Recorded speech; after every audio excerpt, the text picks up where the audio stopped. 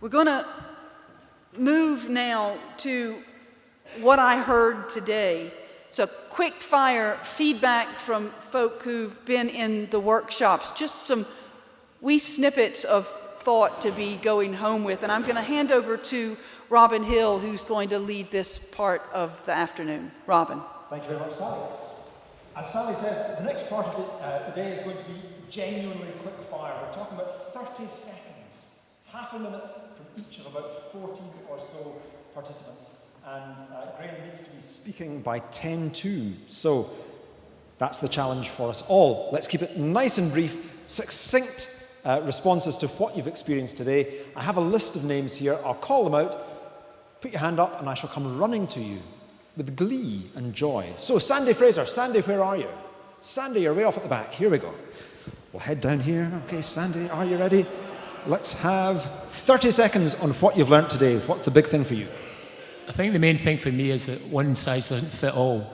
I think we're in emergency in our area of building up what we thought was a food bank. I don't think it'll be a food bank anymore. I think it'll be some form of facility which will be available for the community and offer access to housing, special rights, information, domestic abuse, etc. So this has certainly helped me move on a little bit in my thinking. Great. Quality without much quantity. So thank you for that. No, let's keep the applause to a minimum just now. Claire, Slate or Slate? Claire, there we are. Over to you. Hi, I think what we've learned today as well, we're in the same group, and it's the evolution of our food bank, and also Social Bite today were amazing. They really made me see a way forward, that it doesn't have to be the same old normal thing. It can actually be cool to, in the community. Yeah. Great. Thank you so much. Thank you. Angus McIntosh. Where is Angus? Over there. Here we go. I'll come all the way around here. Da, da, da, da, da. Here we are. Oh, good. Splendid. We've got more than one. Angus. The folk at Glasgow South East Food Bank let me sit in the corner and speak to people that come in, and of the 120 people I've seen in the past 4 or 5 months, 60% of them have been suffering from benefit sanctions or benefit problems. If they appeal against that, they'll be successful. It's important to note that the government are acting unlawfully in taking people off benefits, and that should be challenged. Great, thank you. Una. Where's Una? There we go. Over to Una. Da, da, da, da. I think today just further highlights the importance of partnership working between organisations to create models which provide a wraparound service which look at all aspects. And I think it's also just important to kind of hark back to an earlier point, which is just important to not stigmatise the work of food banks too much, as it will kind of force people into kind of a further isolation. Absolutely. Very well made point there. Thank you very much indeed. Alice Stark. Alice, there we go. Give us your point. Mine wasn't so much what I learned today, but an idea that we came up with at lunchtime. And we were thinking about maybe staging an action outside Scottish Parliament by holding a food bank collection point to raise awareness to MSPs. It's their fault that people in our country can't eat, so if they won't give them food through their job and through their policies, then they'll have to give it out of their own pocket like what the rest of us are doing. So we thought that might be a nice idea. Great idea. Thank you very much, Alice. And Maddie, where's Maddie? Back this way once more. Our group, again at lunchtime, came up with the idea that on the 7th of May, we take either a car or a table and we set up a distribution point of a food bank outside every polling station, and we hand out food to people and draw people's attention to the fact that it should not be happening in this day and age. Thank you. And we turn to Muriel Pearson. Thank you. Our idea came from lunchtime as well, and was also, I think, inspired by Rachel's horror at the idea of sanctions this morning, which is that the language that we use should not become commonplace. We should not be comfortable with the word sanctions. We should challenge it, as well as challenging the reality of sanctions. And we also want to challenge the word tax and all the language around tax, about burdens and so on. And let's have a social improvement payment instead of a tax. Thank you, Muriel. All good points once again. Magdalene, where is Magdalene? Great. come along this way, excuse me. Coming through. In amongst you. There you go. Thank you. My name's Magdalene. I work for Interfaith Glasgow. And my thought was that in recognition of the really valuable work that many faith communities do in tackling food poverty and recognising the energy, commitment and resources they have in this task, I wonder if they could be encouraged to move more away from a purely transactional model where food is provided towards something we heard about at the stop in Toronto, where where healthy communities are built by people growing, preparing and eating food together. Holistic approach. Thank you, Magdalene. Thank you. Chris Knight. There's Chris. Hang on. Come all the way around once more.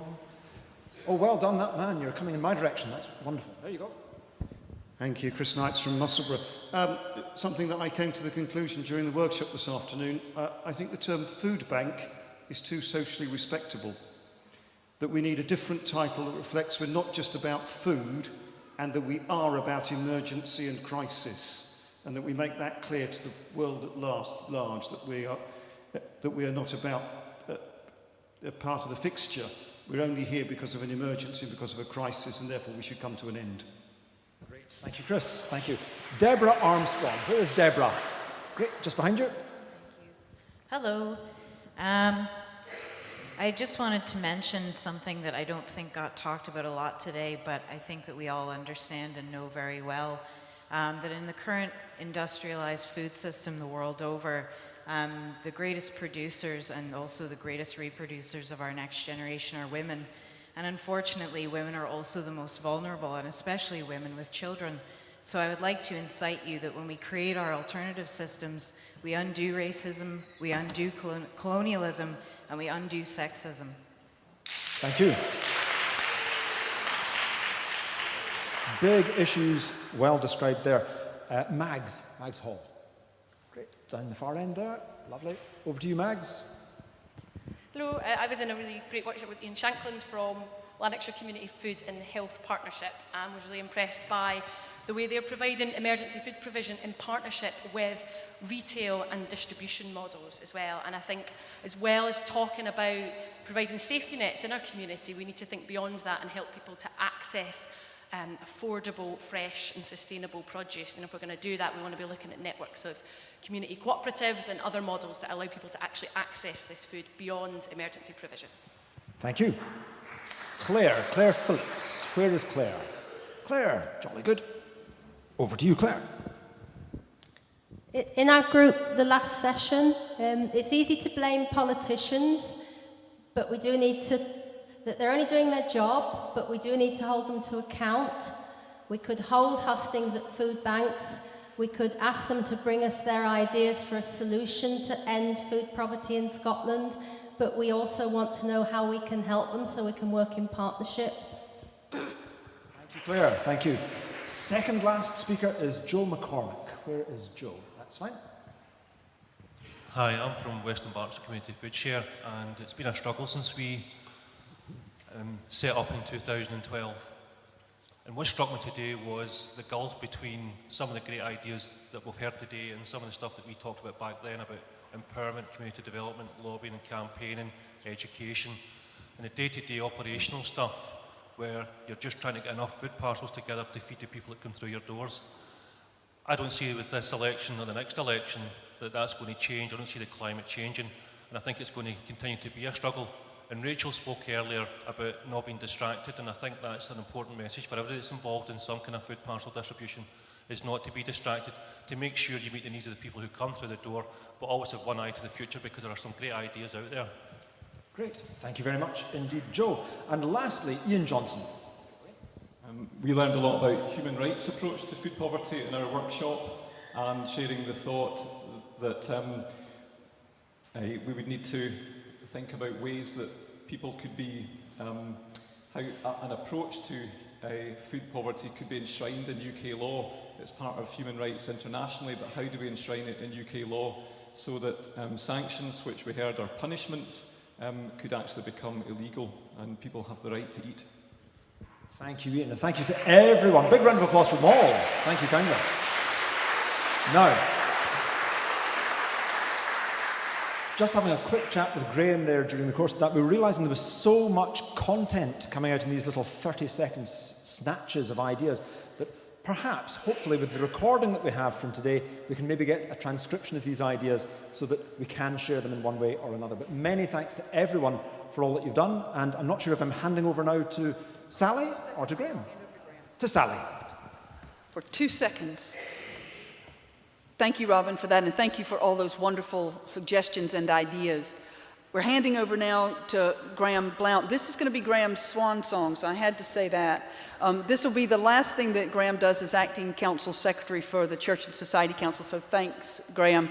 Martin is taking over. So where do we go from here?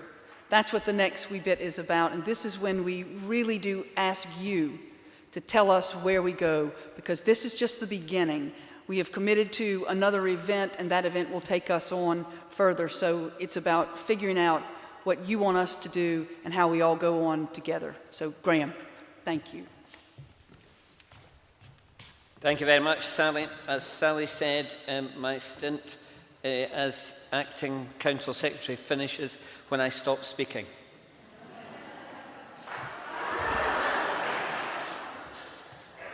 But this is not the last word. We've heard a lot of words today, inspiring words and disturbing words. Early on, we heard voices of experience, of people who are absolutely at the centre of today, who are using food banks. What they said was important. What Rachel said of some of those who use food banks and other facilities in Canada was important.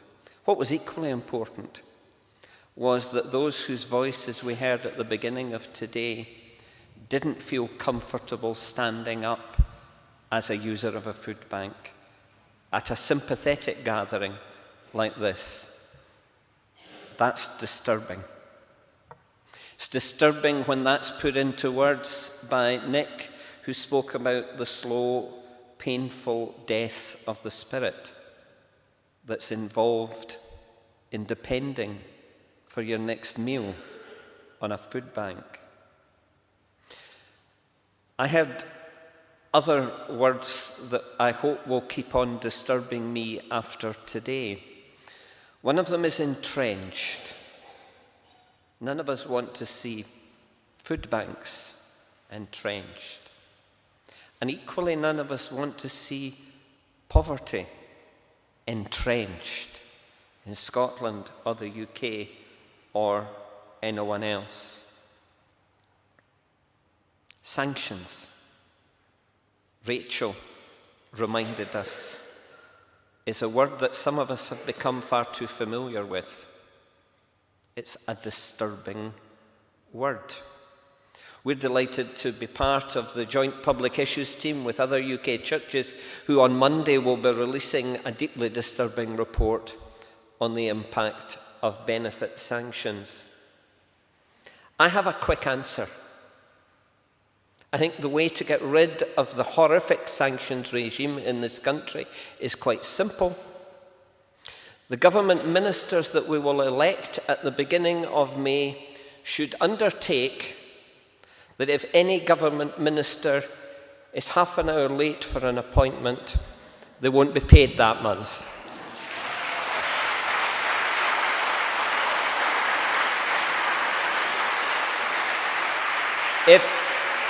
If any MP who is elected on the 7th of May is discovered to have another source of undeclared employment, they won't get paid.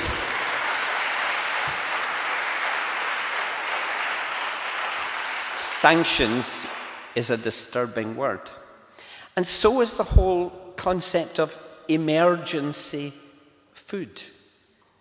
Emergency food. Day after day after day.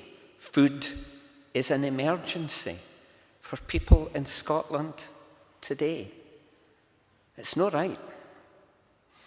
Don't lose the shock of these words. But don't stay with the shock either. Move on, as nearly all of us are already doing. Move on to do something about it.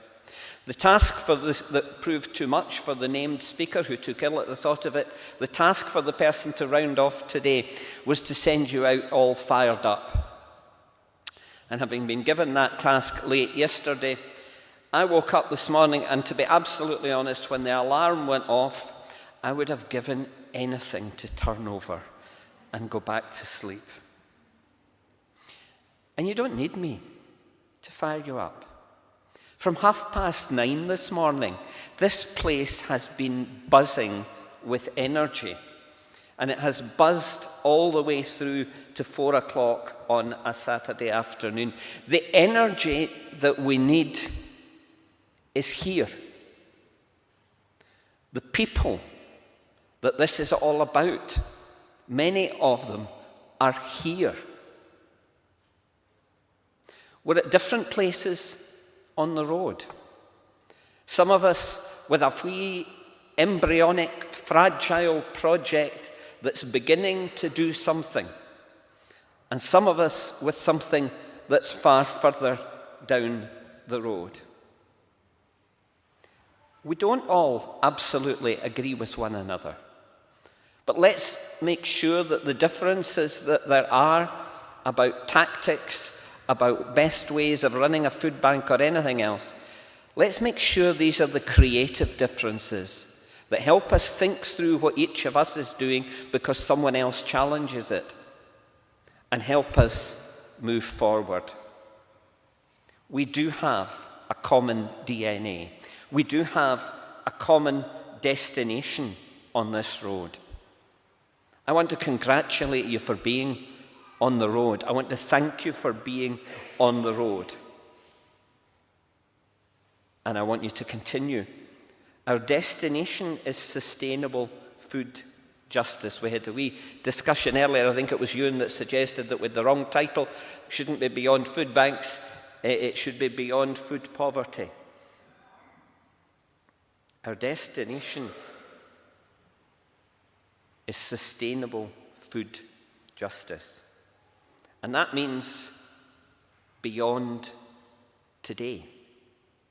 It means beyond the reports that have come to us thick and fast in the last few months about the growth of food banks. A very significant one that unfortunately we couldn't squeeze into the programme today that the Poverty Alliance in Scotland produced just a week or so ago. And one way forward is that they're having some regional groups on exactly the agenda of today. And you'll no doubt hear a bit more about that. And there's a leaflet as you go through the cafe on the way out about that. Another way of getting beyond today is in your pack. Can I ask you to get out now the pink card that is in your pack like this?